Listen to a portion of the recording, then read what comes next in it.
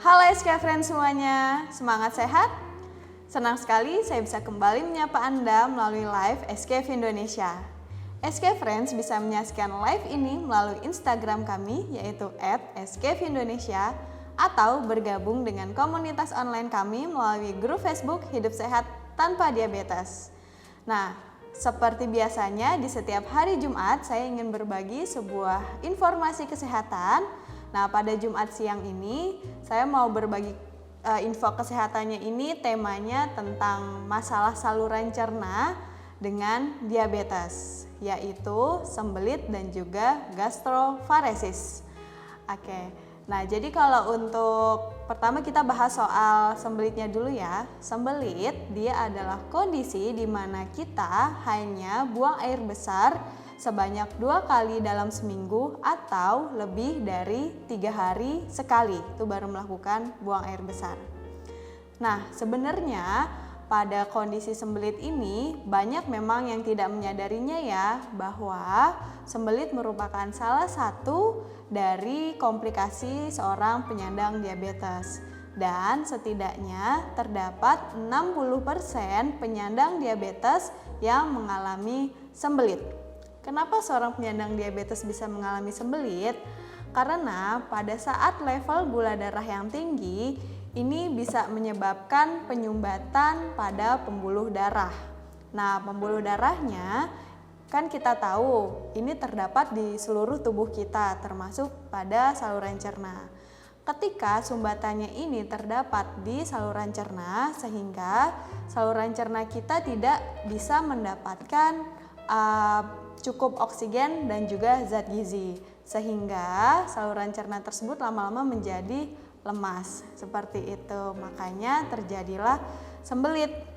Nah, bagi SK Friends, khususnya penyandang diabetes yang memang sudah mengalami sembelit, sangat disarankan sekali untuk sering berjalan kaki agar bisa merangsang dari pergerakan saluran cernanya kayak gitu.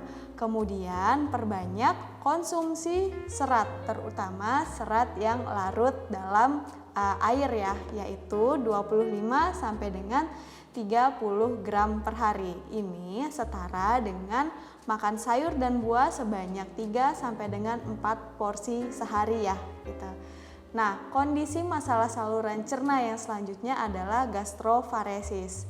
Nah, kalau gastroparesis ini bisa dibilang kesulitan untuk menelan kayak gitu. Jadi respon untuk menelannya menurun, mirip-mirip dengan yang pernah terkena stroke gitu. Kalau untuk stroke kan di bagian otaknya nih yang mempengaruhi persyarafan terhadap saluran cerna, utamanya saluran cerna bagian atas. Sedangkan pada gastroparesis dia langsung yang dipengaruhi adalah syaraf pada bagian saluran cerna atas kayak gitu.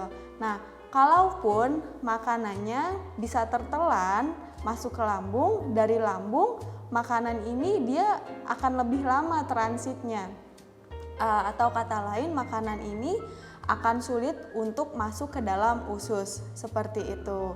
Nah, kalau tadi kan untuk masalah sembelit sangat disarankan konsumsi makanannya yang tinggi serat larut air kayak gitu. Sedangkan kalau untuk gastroparesis dia ini kebalikannya dari si sembelit, justru untuk konsumsi makanan seratnya itu tidak disarankan dalam porsi yang besar kayak gitu. Sebisa mungkin tetap konsumsi tapi memang hanya sedikit-sedikit saja kayak gitu. Dan kemudian disarankan makannya pun porsi kecil tetapi sering, kemudian makanan-makanan kering atau makanan yang lunak seperti itu. Jadi biar lebih cepat untuk dicerna.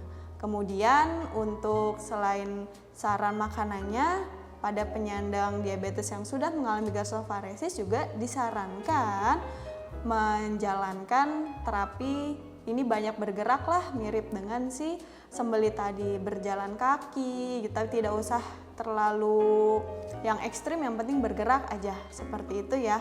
Dan ditekankan sekali lagi yang namanya komplikasi diabetes ini terjadi akibat level gula darah yang terlalu tinggi, sehingga kunci utamanya juga tetap harus menjaga level gula darah.